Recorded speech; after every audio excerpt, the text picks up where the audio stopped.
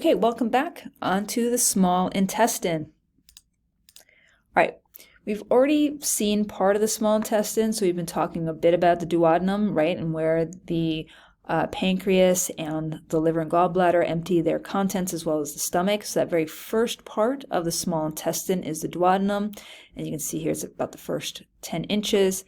After that is the jejunum, the squiggly part, and at the very end, after all of these squiggles, at the very end, as we're getting to the large intestine, that is the ileum. And I guess it's not that short, but right, it's that last bit of it that's going into and connecting to the large intestine.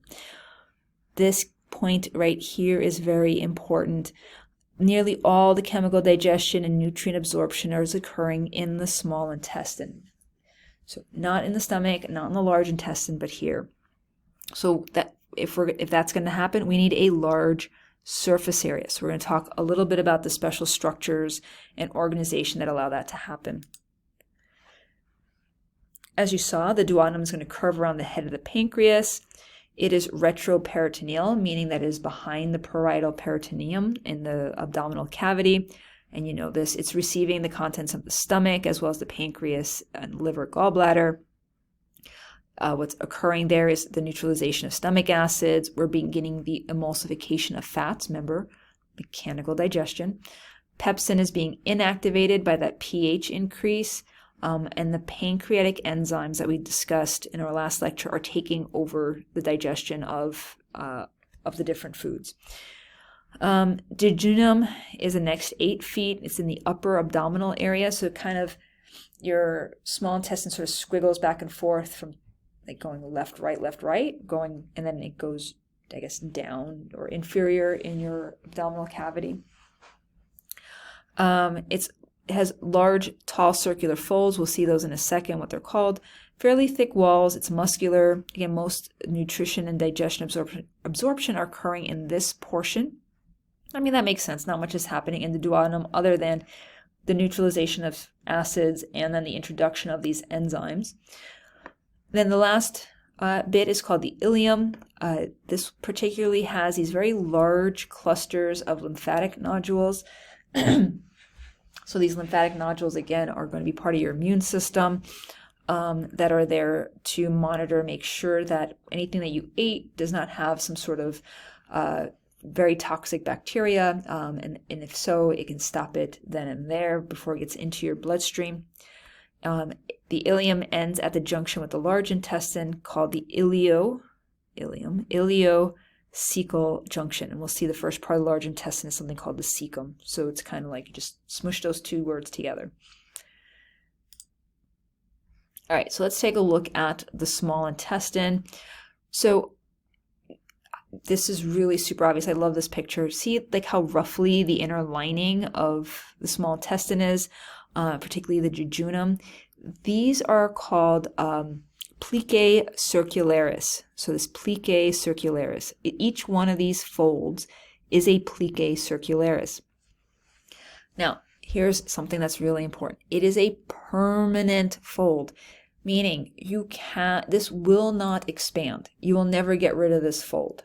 Okay? It is permanent. No matter how much like food goes in there, it cannot stretch out. Okay? It is there to provide additional surface area to the intestine. On the cells, on the plicae circularis, I should say, are villi. So these are finger-like projections.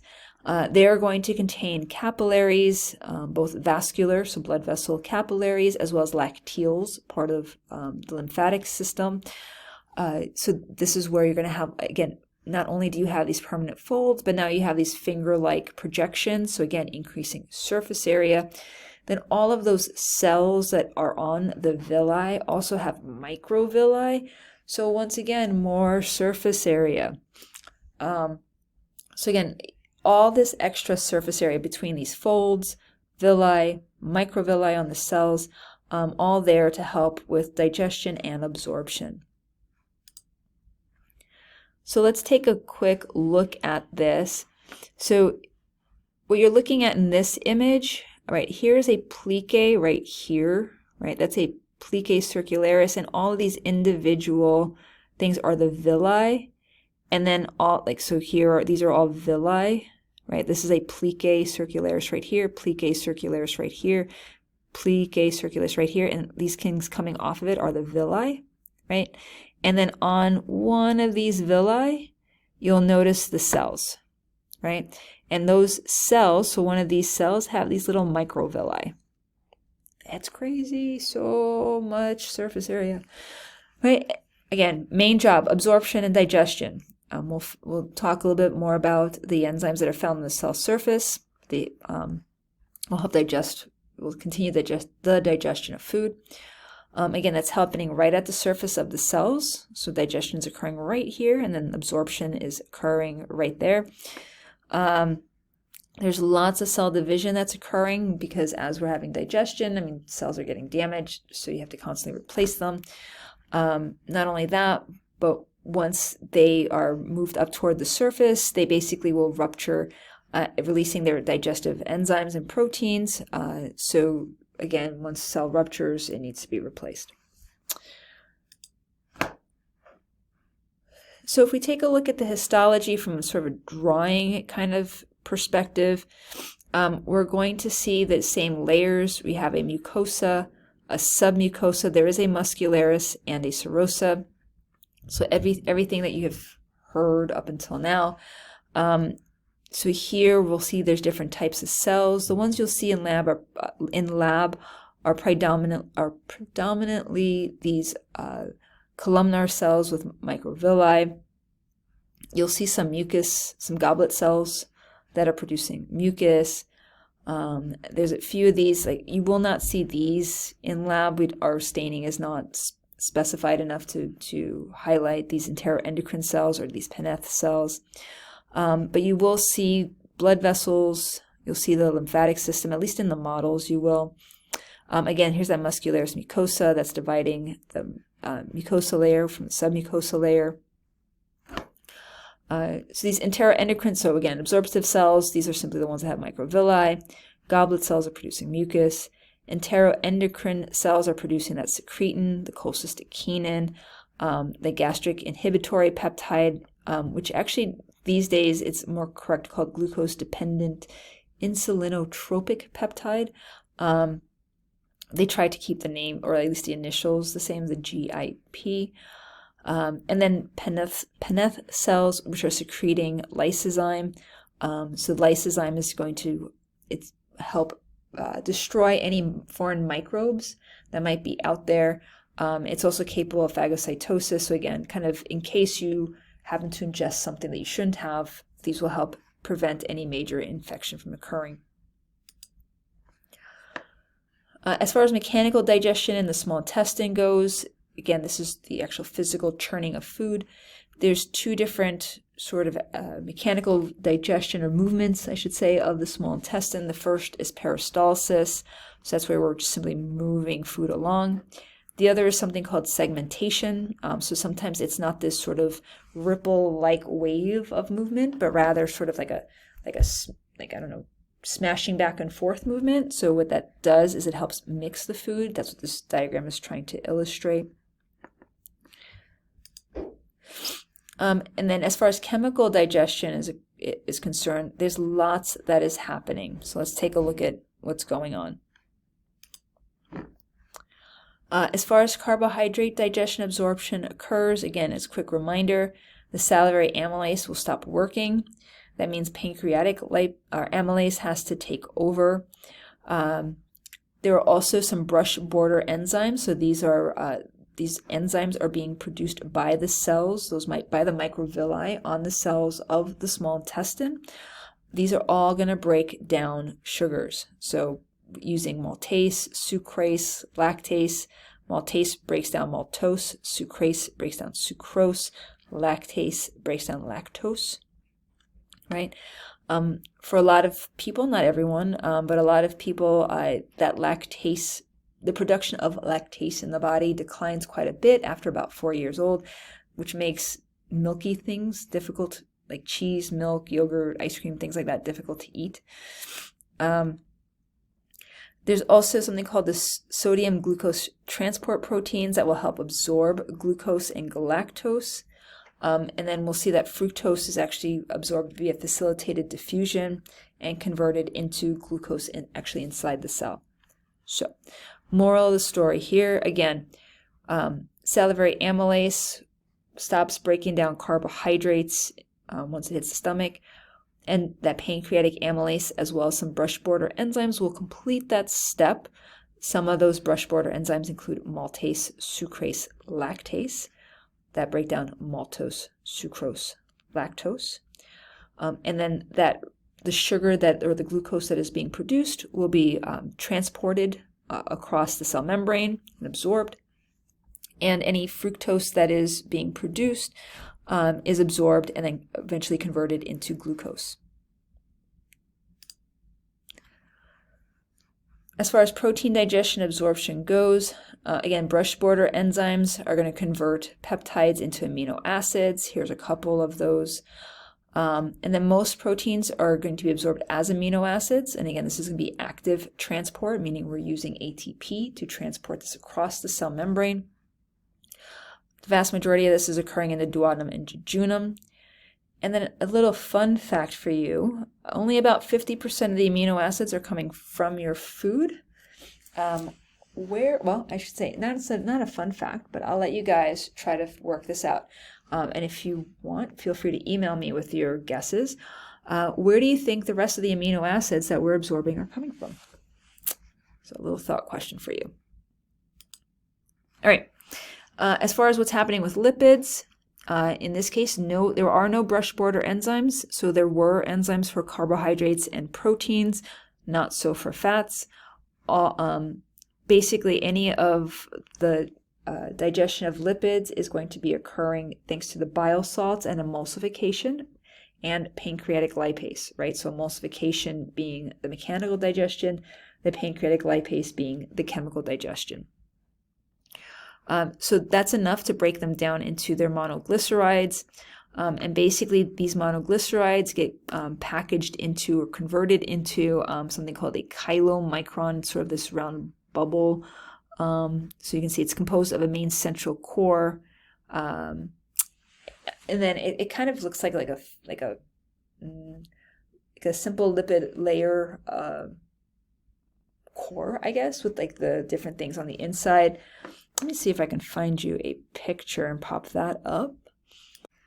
Okay, so here's a chylomicron. So this is what I was trying to say. So it's basically this bubble of phospholipids, kind of the exact same phospholipids that we see in our cell membranes. And you'll notice on the inside of it, it's carrying all of these other triglycerides and other kinds of things. And then there's also these embedded proteins in it. So anyway, that's what a chylomicron is. So these monoglycerides, so the fats are converted into these chylomicrons. They are then they're fairly large, as that image that popped in showed. These are going to be transported by the lacteals, and they'll go into circulation here near the subclavian vein. Short-term fatty acids are small enough, so these can be transported in the actual bloodstream. Like long-chain fatty acids, these will also get converted into chylomicrons and transported in lacteals. Electrolytes, many are going to come from the gastrointestinal secretions. They enter the epithelial cells simply by diffusion, some of it by active transport. So sodium and potassium are moving via the sodium-potassium pump. Chloride, iodide, nitrate just follow passive transport. Any iron, magnesium, phosphate, these are going to also be actively transported. Calcium is absorbed via two processes. It's an active transcellular process and something called a paracellular process. So basically, transcellular just means it's going across the cell, and paracellular, it's in between the cells. So again, calcium absorption is super important so we can maintain strong, healthy bones.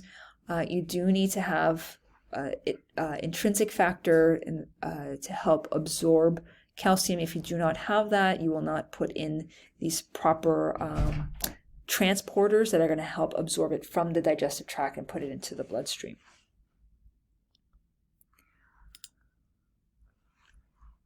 So vitamins, fat-soluble vitamins are included along with ingested fats. These will travel in something called micelles.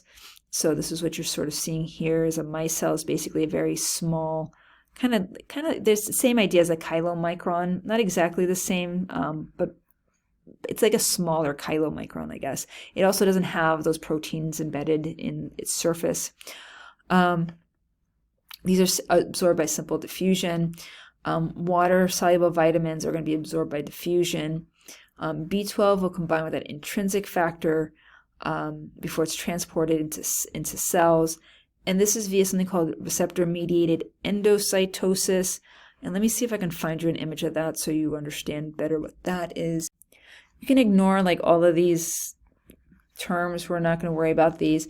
But basically, this is what it means. Like, so here's a receptor. It has to actually bind to the receptor. And then when enough of them bind, it will be brought into the cell.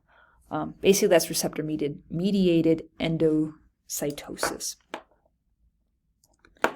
Okay, so vitamins, some of them will be packaged into micelles. Any of the water-soluble ones will be absorbed via diffusion, and others will have to go via this process of endocytosis. Now, as far as the absorption of water goes, it's pretty impressive. Like you can see here, about 9 liters of fluid is put into the gastrointestinal tract a day. So saliva is a liter. You can see this. You drink about, a little over 2 liters, and these are just some textbook numbers. Gastric juices, 2 liters, bile, pancreatic juice, intestinal juice, right? And you don't memorize these numbers. You don't need to know them in that detail. I'm just letting you know. Small intestine absorbs about 8 liters, so that's still about 1 liter shy. It's going to be the job of your large intestine to reabsorb that last liter, or at least most of that last liter, right? That's going to be really important. If it can't do its job, that's when we have loose stool or diarrhea. And simply the absorption of water is via osmosis through cell walls into your blood vessels. Okay. All right. Hopefully that made sense to you guys. But as always, if you have any questions, please let me know.